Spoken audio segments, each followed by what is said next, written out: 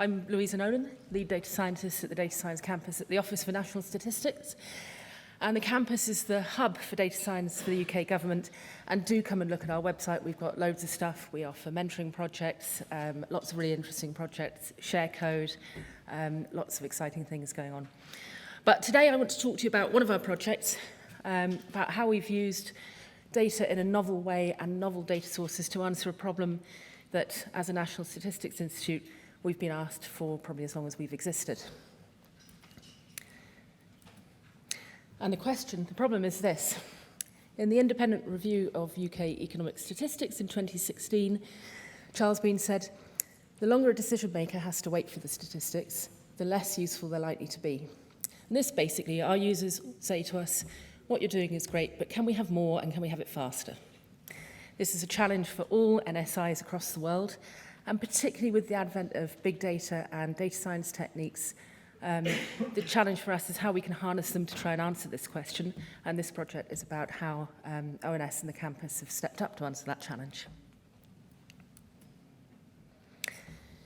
So we start usefully with a set of objectives about what we were going to do, what we were going to attempt in the first place.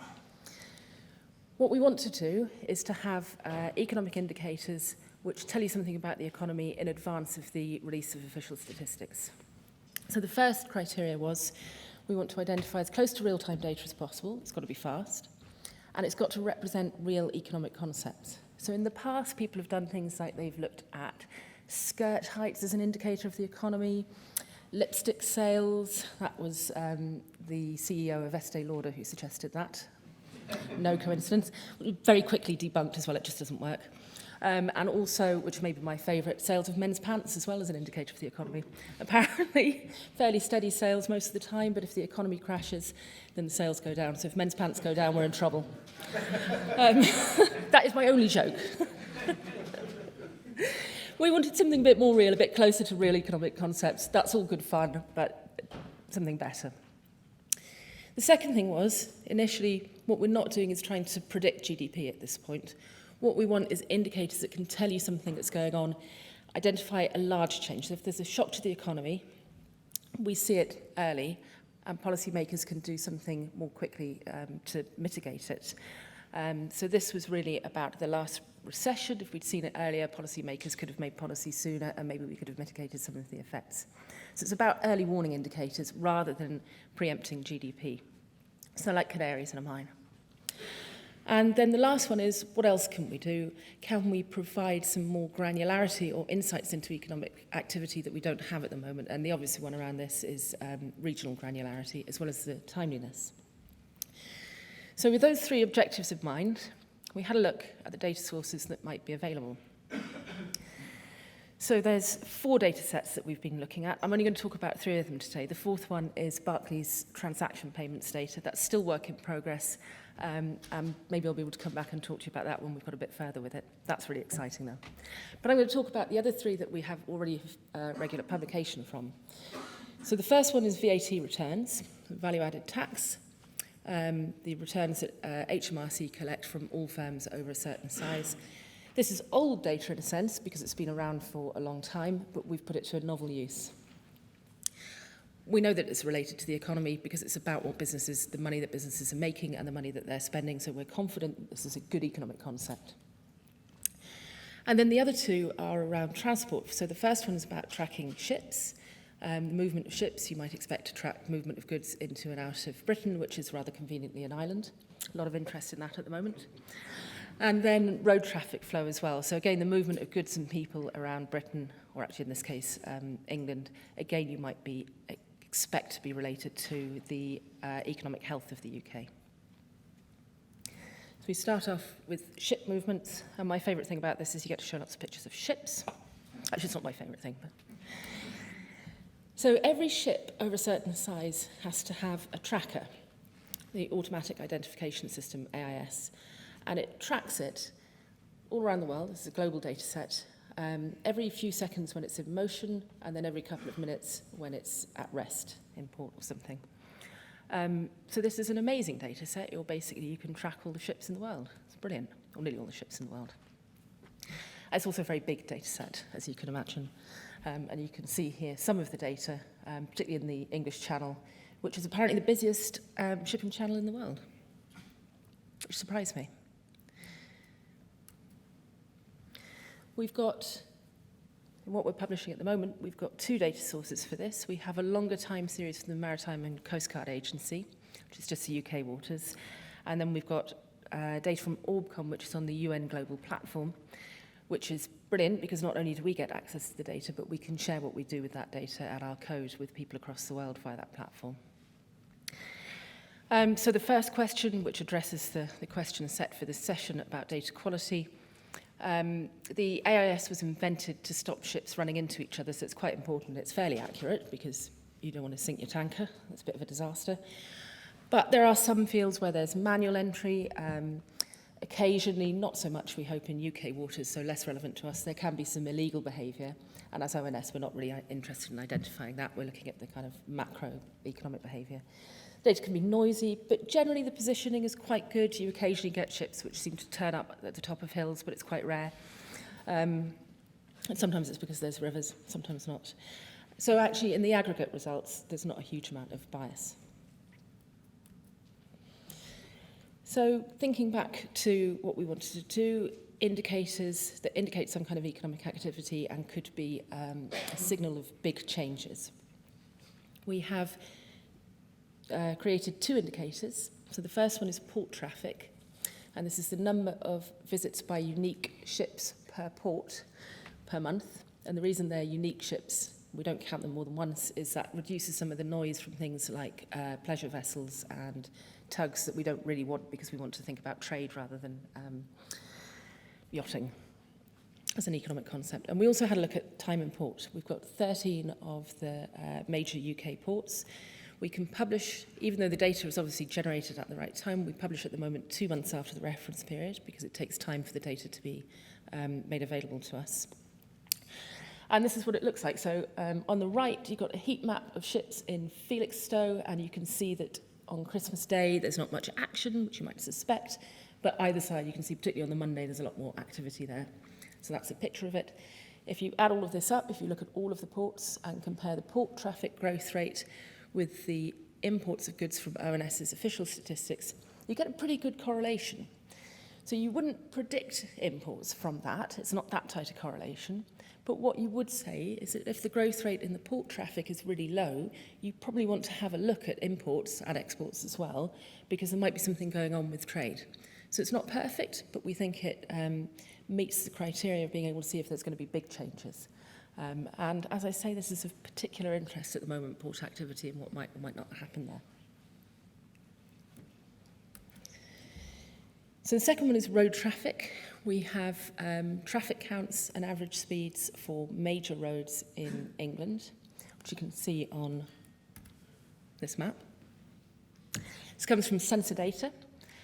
We've got the average speeds, and we've also got it by vehicle length, which means we can split out big vehicles like lorries from cars and motorbikes, which is really useful.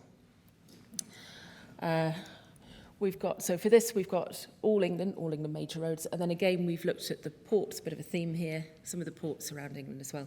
These data do exist for Wales, Scotland, and Northern Ireland. We just haven't got that yet. And again, we construct some indicators, nothing terribly complicated. The mean traffic counts per 15-minute interval per sensor for each of our regions, and then also the average speed. And we do this for all England and for the ports as well. And at this stage, we've just taken a relatively crude 10-kilometre radius around the ports and added up everything in there. Potentially, we could look at direction. One of our goals for this was not just to be able to publish things faster, but we wanted to do faster indicators faster. So we've started off with the simple things, publish that quickly, and we're working on improving that rather than waiting till we've got it perfect before getting it out for people to look at. Obviously, there's some deadlines looming that make it interesting for us to publish more quickly. So again, here we look at the quality. So the picture on your left, you can see those big troughs over there. Occasionally, the sensors drop out. When the sensors drop out, that can have an impact on the overall count. So the orange line is just the total counts. So you have to be quite careful with interpreting things. They do backfill these sometimes. But if you do see, with the road traffic data, if you do see a big dip, you do need to check whether that's from the sensors or from an actual change. But what we do see in these two is a very clear dip during the recession, the last recession. So again, if you see fewer lorries or fewer cars on the road, particularly the lorries, so the top one is the two biggest classes of vehicle. If you see a big dip and it's not the sensors, you might go, well, why is there less on the road? Is there something going on in the economy? What's actually happening here? But the average speed is interesting. So the blue line is the average speed, and then it's GVA on the red line. The average speed bears no resemblance really to the official economic statistics, and in fact it falls slightly, but probably that's because they're on major roads and the sensors might actually be in places where they're imposing speed restrictions. So this is about being really careful about how you interpret the data. I think one of the really interesting things about these two new data sets particularly is we've had decades of experience with surveys and with the census. These are new, and it will take time to get that level of understanding of these new data sets. So part of this work is about understanding the data sets as well as publishing these new indicators. So in general, from this, we say road traffic counts reflect the wider economy broadly, and actually we can get to quite granular geographies. And you know, if you get bored of looking at ports, you can imagine doing geographies around warehouses or something to look at particular aspects of the economy. So then the VAT. So VAT data already goes into some parts of GDP, so it's not novel to use it as an economic indicator.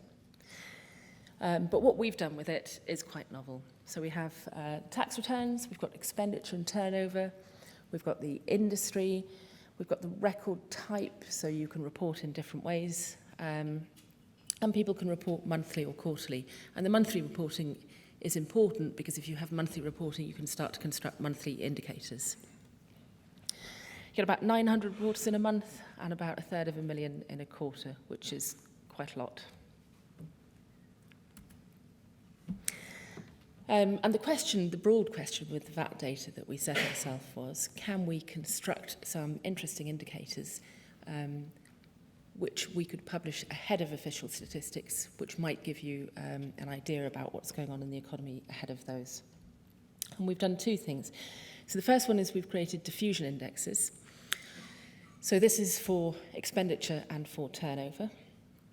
It weights all firms equally, so even the smallest firm has the same weight as the biggest firm. It can take a value between +1. +1 means that all firms have grown over the last period, and -1, which means all firms have fallen over the last period. And if it's above 0, it means more firms have grown than not, and below, more firms have fallen than not.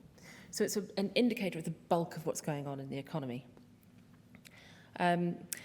And because we have quite a lot of information quite early, we can also do that by industry. So this is quite interesting. Being able to do granular indicators quite early on, quite soon after the reference period, is quite powerful. But then the most novel thing we did was we said, well, okay, what if there's a financial or economic pressure, does that change the behaviour of people? Does that change how they report? So we looked at the different reporting types. You can just make your payment. You can make a repayment, if you have to, which means that you get money back. You could re-input because something's gone wrong, or you could have a repayment, re-input, which is the same for the repayments. And what you might think is in a financial crisis that perhaps that would look a bit different. Perhaps people had realised they hadn't made as much money as they thought, or more people were asking for repayment. So this was quite an interesting way to look at behaviour rather than numbers, really.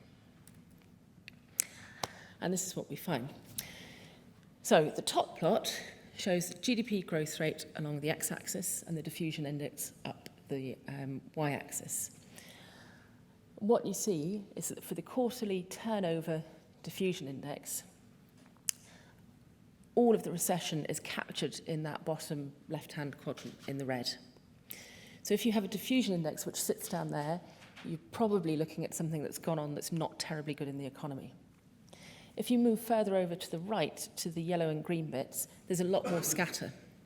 So there's not a tight correlation where things are normal between GDP growth rates and the diffusion index. And what we get from this is that this indicator is a good indicator for shocks, but you wouldn't pin too much on the kind of month-to-month variation about what it says about GDP. It's just if it goes heads down into that red section that you might start going, what's going on with the economy? Why are all these businesses not making so much money?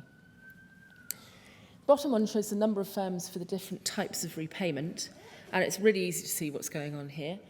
Over there, most of it is fairly flat, boring, nothing much going on. Over there, 2008, 2009, it goes haywire. So if you see a signal in reporting type changes either up or down, and it's going a bit crazy, then again, you probably want to look at what's going on.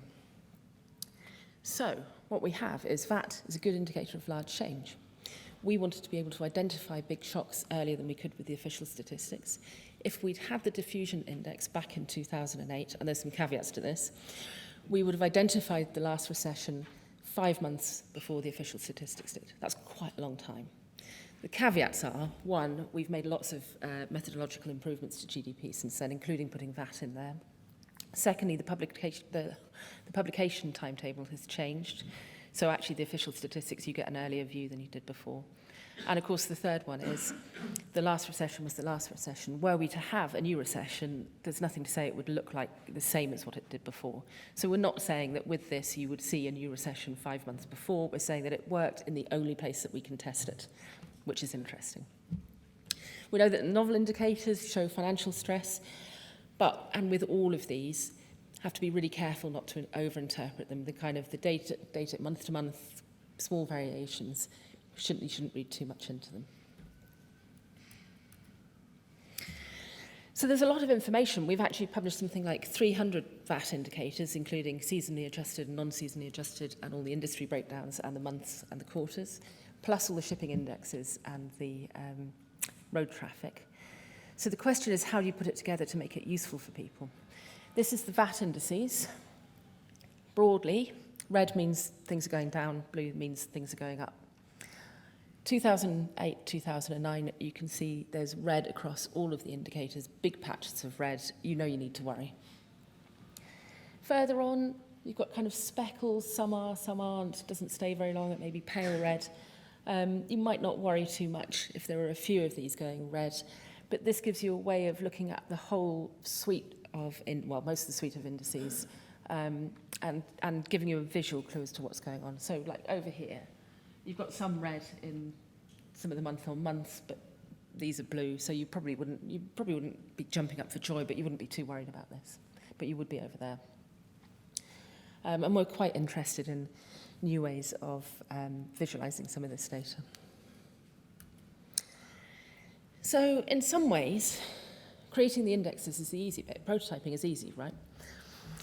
But there were a couple of other things we had to think about in order to turn these into our regular publication. So we publish every month, and actually our next publication is out next Thursday, if you want to have a look.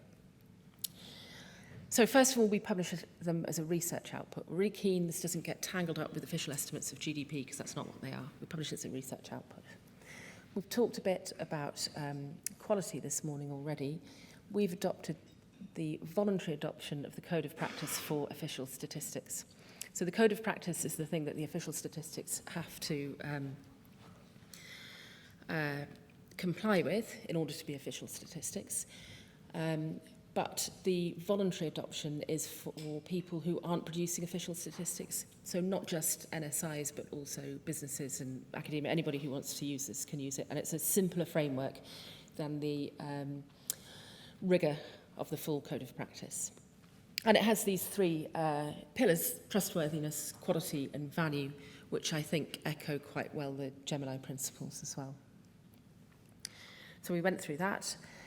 Be really clear in our interpretation and commentary about what these are and what they aren't, and what you can do with them, because quality is not just you understanding the data, but also telling users what's appropriate to do with them or not, hence our caveats about it doesn't predict GDP. And something which, interestingly, we haven't actually talked about yet, all of our products at the campus have to go through an ethical review. This was quite straightforward for these data. We don't want to identify anyone individually. We don't do that. We make sure we have disclosure control.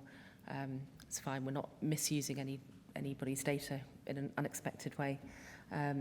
But some of the other projects we've done have had a more interesting ethical reviews. When you get to things like social media, it becomes interesting. And those are overseen by the National Statisticians Data Ethics Committee.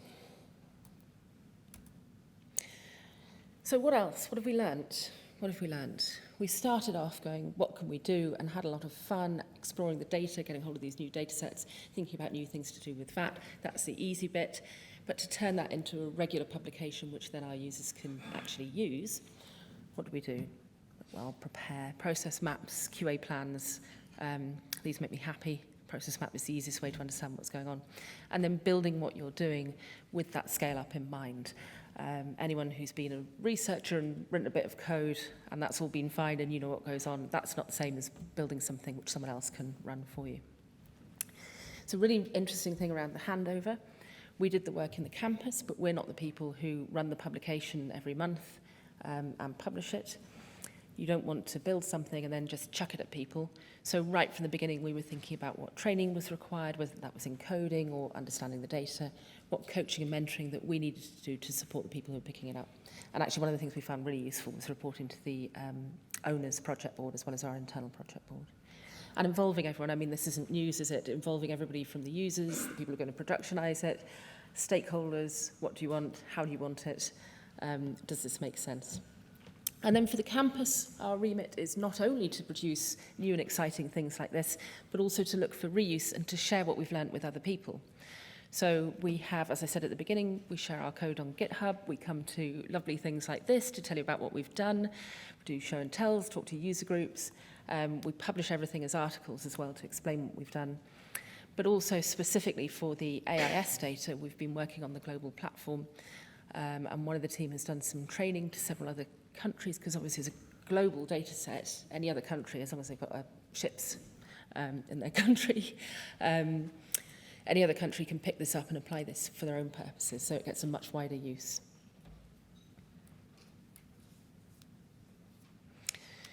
So what's next? As I said, we wanted to publish things quickly on the understanding we would do the simple things first and then look to improve what we were doing, to get the data out, to get people looking at it. One of the best ways of understanding the data is getting users looking at it and then giving you feedback and asking you questions about what they don't understand or what they see in it.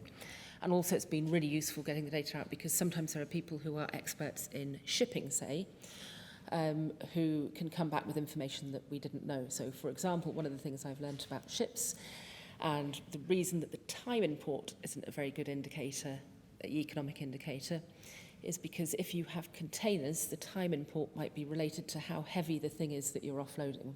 Because if you load up your containers, you have to put the heaviest things on the bottom. So if you've got to take this off, you've got to take all of these off, and then that one, and then pile them back all on again. Otherwise, the ship can fall over. So I've learned lots of interesting things like that. Getting it out there is really important, and being clear about what you have and haven't done. We've got further development. There are so many things that we could do with this, particularly the ships and the roads data. There are so many exciting things that we could do. And I'm never sure whether it's a pleasure or a risk of my job, is the danger of scope creep all of the time. So for the shipping indicators, we're currently working on improving that. So we've got a new data set. We're looking at filtering on just cargo and tankers. So these are ships that carry goods, so that we get rid of the noise around passenger ships or fishing. The new data set will allow us to publish not just monthly indicators, but weekly indicators. And we should be able to reduce the lag between the reference period and the time that we publish them.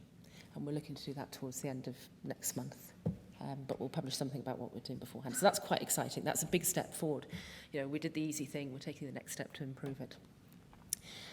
And also I talked at the beginning about what I wasn't going to talk about, which is the Barclays payments data. So we're working with Barclays, looking at non-identifiable data. They have daily updates, which is really exciting. They have great richness of data, so we're looking at what we could do with that, particularly around retail sales. But there'll be more on that when we've done more work. And, of course, continue to gather feedback about how it looks, about the data, about what people want. That's an ongoing thing. So to conclude, the main thing for me is we met our objectives. We produced some faster indicators to meet a clear need, and our feedback's been really good, both from our users and in the media as well, which is always nice to see yourself in the media. It's not the main thing, but it's quite nice. We developed this, the first set, in less than 6 months. If that is not a record of speed by about several years of how fast to produce a completely new statistical output, then I would love to know, and that would be a challenge. And the collaboration makes it work, working with people who understand the data or are going to use it.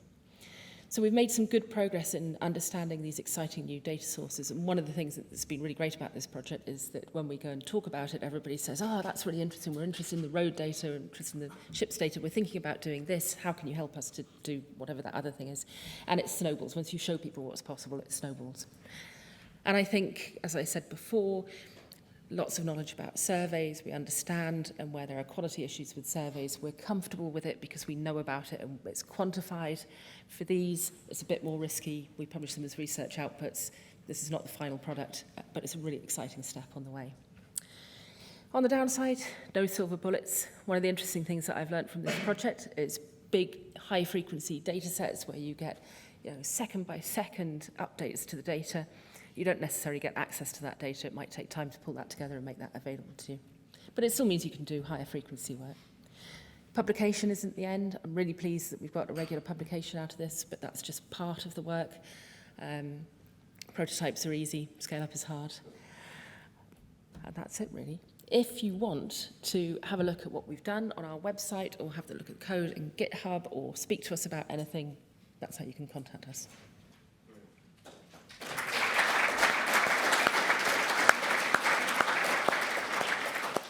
I have to declare an interest in that. I am one of those who's sort of used the AIS data and used your information to help me get access, but that was to enable us to build global trade matrices, which was a different scale. And you do see that it goes black around North Korea, for example. Some very interesting things. I'll leave you to go figure. Has anyone got any questions? Yes, right. My page was that. I'm going to caveat this with, I'm not an economist.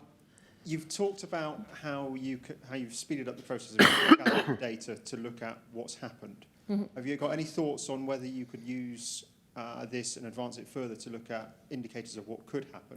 Yes, so we haven't done that ourselves at ONS. We tend not to do predictions, although the campus has more freedom to do more stuff. But we have shared this with various of our partners, particularly with the Economic Statistics Centre of Excellence, which is ONS's economic partners, to have a look at whether this can help improving the forecasting of GDP. And I think another thing, even not just forecasting, but it may also help with nowcasting and quality assurance of GDP as well. One of the reasons I thought the group would be really interested, it's not only about time, but whether you can have more geographic granularity. So looking at local economies, is that feasible? Yes. So we haven't done the regional split for VAT yet. We may do that, but I think that some of the biggest strength of the ships and the roads, particularly now, is that we've been able to look at individual ports and what's going on there. Right. And like I say, there's all other kinds of things that you could look at, maybe not with the ships so much, but you could look at shipping behaviour, or with the roads, you could look at manufacturing centres. Thank you. It's pure serendipity, but it's just illustrated how the infrastructure started to integrate with the commercial economy straight away. So thank you very much. So thank you, Louisa. Jonathan, if you could come up now, talk about the work with using the consumer data to access and identify difficult to reach population